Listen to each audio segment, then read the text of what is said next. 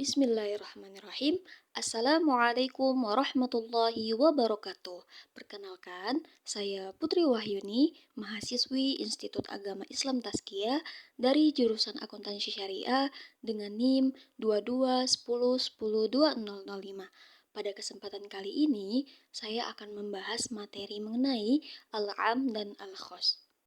Pembahasan yang pertama adalah konsep al-am dan maknanya. Jadi apa sih pengertian dari al-am itu dan bagaimana konsepnya di dalam al-am sendiri? Nah, al-am itu menurut bahasa artinya merata atau umum, sedangkan menurut istilah ialah lafzul mustafriqil jami'u ma yaslaulahu bihasabi wat'in wahidin naf'a, yang artinya lafal yang meliputi pengertian umum terhadap semua yang termasuk dalam pengertian lafal itu, dengan hanya disebut sekaligus. Lalu konsep al-am itu merupakan sebuah konsep dalam ilmu fiqih Islam yang membahas tentang jawaban atas pertanyaan yang mengandung ambiguitas atau keraguan. Konsep tersebut bertujuan untuk memberikan solusi yang tepat dan adil dalam menyelesaikan sengketa atau perselisihan. Pembahasan selanjutnya adalah lafal-lafal al-am. Jadi, ada apa saja sih lafal-lafal dari al-am itu? Di sini, menurut Mana Khalil Al-Qattan, setidaknya ada 6 sigoh. Di antaranya yang pertama, kul, artinya setiap atau semua. Seperti firman Allah Subhanahu wa taala di dalam surah Ali Imran ayat 185 yang berbunyi kullu nafsin za'iqatul maut. Artinya setiap yang bernyawa pasti akan merasakan kematian. Lafal yang kedua adalah lafaz-lafaz yang dima'rifahkan dengan al yang bukan al-ahdiyah. Seperti firman Allah Subhanahu wa taala juga di dalam surah Al-Baqarah ayat 275 yang berbunyi wa ahallallahu al-bai'ah. Artinya dan Allah menghalalkan jual beli. Lafal-lafal yang ketiga adalah isim nakirah dalam konteks nafi dan nahi. Seperti firman Allah Subhanahu wa taala dalam surah Al-Isra ayat 23 yang berbunyi fala taqul lahuma uffin, dan janganlah kamu mengatakan kepada kedua orang tuamu. Lafal yang keempat yaitu allati dan allazi serta cabang-cabangnya. Seperti firman Allah Subhanahu wa taala dalam surah Al-Ahqaf ayat 17 yang berbunyi walladzi qala liwalidayhi uffin lakuma. Artinya, dan janganlah kamu mengatakan kepada kedua orang tuamu. Maksudnya, setiap orang yang mengatakan seperti itu berdasarkan firman sesudahnya di dalam sigoh jama.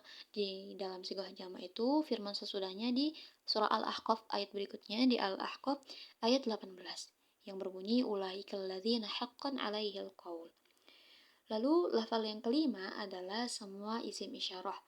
Contohnya dalam firman Allah Subhanahu wa taala di surah Al-Baqarah ayat 197 yang berbunyi wa ma taf'alu min khairin ya'lamhullah. Artinya, dan apa yang kamu kerjakan berupa kebaikan, niscaya Allah yang mengetahuinya. Hal itu menunjukkan bagi yang tidak berakal. Selanjutnya, lafal-lafal yang terakhir adalah ismul jins atau yang disebut dengan kata jins yang diidafatkan kepada isim ma'rifah. Contohnya dalam surah An-Nisa ayat 11 yang berbunyi yusikumullahu fi auladikum, yang artinya Allah mensyariatkan kepadamu pembagian warisan. Setelah kita mengetahui lafal-lafal al-am pada pembahasan sebelumnya, selanjutnya kita akan melanjutkan pembahasan macam-macam al-am. Jadi, macam-macam al-am itu ada apa saja? Di sini, menurut Abdul Wahab Khalaf, beliau menetapkan bahwa al-am itu ada 3 bagian. Bagian yang pertama, am yang tetap dalam keumumannya, atau yang disebut dengan al-am al-baqi ala umumi. Contohnya seperti firman Allah Subhanahu wa taala di dalam surah Hud ayat 6 yang berbunyi wa ma min dabbatin fil ardi illa 'alallahi rizquha, yang artinya dan tidak ada satu binatang melata pun di bumi melainkan Allah lah yang memberi rezekinya. Bagian yang kedua adalah al-am al-murad bihi al-khusus, yaitu am yang dibarengi dengan qarinah yang dapat meniadakan ketetapan al-am kepada keumumannya dan dapat menjelaskan bahwa yang dimaksud daripadanya ialah sebagian satuannya.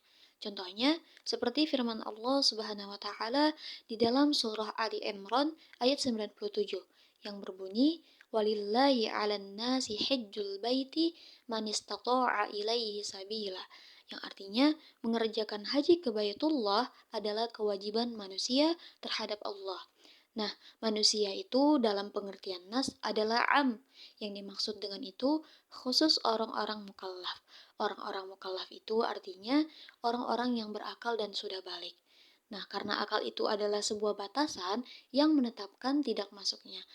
Akal itu adalah anak kecil dan orang-orang gila. Macam-macam bagian yang ketiga atau yang terakhir adalah yang dikhususkan atau yang disebut al-am al-makhsus, yaitu al-mutlak yang dibarengi dengan qarinah yang dapat meniadakan kemungkinan mentaksisnya dan tidak pula merupakan qarinah yang dapat meniadakan dalalahnya atas umum. Seperti wal mutallaqatu yatarabbasna.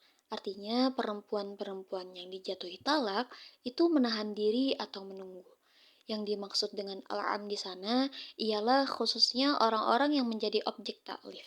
Objek taklif itu artinya pembebanan atau yang dibebankan. Nah, karena akal merupakan batasan yang menghendaki, maka yang memperkecualikannya adalah yang bukan mukallaf.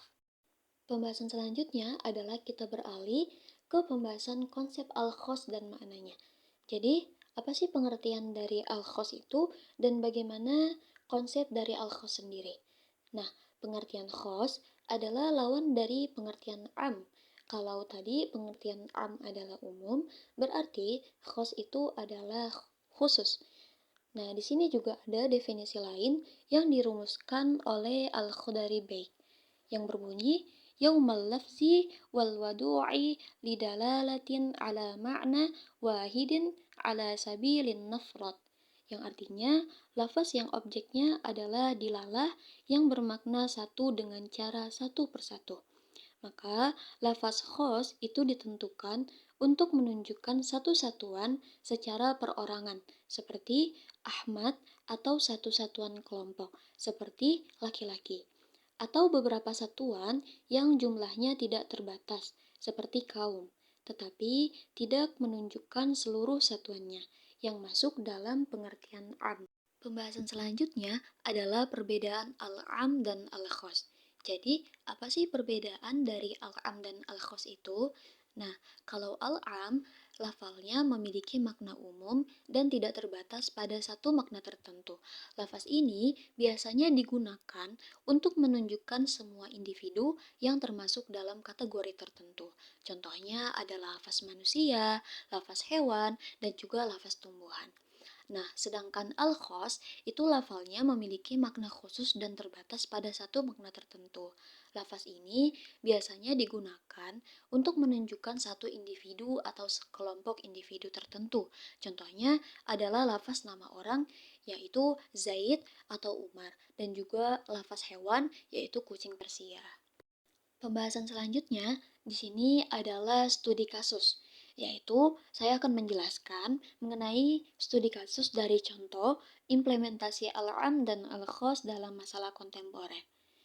Dalam Fatwa Majelis Ulama Indonesia nomor 2 garis miring tahun 2010 tentang air daur ulang, dengan mengambil pertimbangan dari perkembangan teknologi, peningkatan kebutuhan air, kurangnya standar kehalalan, dan juga kebutuhan akan pedoman yang jelas, fatwa tersebut menyatakan bahwa air daur ulang yang telah diproses sesuai dengan ketentuan fikih ada suci dan boleh digunakan untuk berbagai keperluan, asalkan tidak membahayakan kesehatan. Jadi, fatwa tersebut memutuskan tentang ketentuan umum dan ketentuan hukum. Aturan umumnya adalah bahwa air daur ulang adalah air yang telah diolah melalui teknologi dari air yang sudah digunakan, terkontaminasi najis, atau mengalami perubahan sifat seperti rasa, warna, dan bau, sehingga dapat digunakan kembali. Air dua kula merujuk pada air dengan volume minimal 270 liter. Aturan hukumnya meliputi yang pertama, air daur ulang dianggap suci jika proses sesuai dengan aturan fikih. Yang kedua, cara pemurnian air daur ulang dapat dilakukan dengan salah satu dari tiga metode berikut. Metode yang pertama adalah metode Tariqat al-Nas, metode yang kedua adalah metode Tariqah al-Mukassarah, yang ketiga adalah metode Tariqah Taqdir.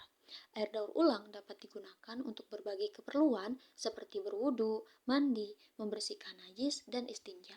Boleh diminum, digunakan untuk memasak, serta kepentingan lainnya selama tidak membahayakan kesehatan. Terakhir, kesimpulan. Pemahaman kaidah bahasa tentang lafaz umum dan lafaz khusus serta penerapannya dengan memperhatikan konteks kekinian merupakan hal yang penting dalam istinbat hukum Islam yang relevan dengan zaman. Alhamdulillah, terima kasih telah menyimak sampai akhir. Semoga bermanfaat. Lebih dan kurangnya mohon maaf. Wassalamualaikum warahmatullahi wabarakatuh.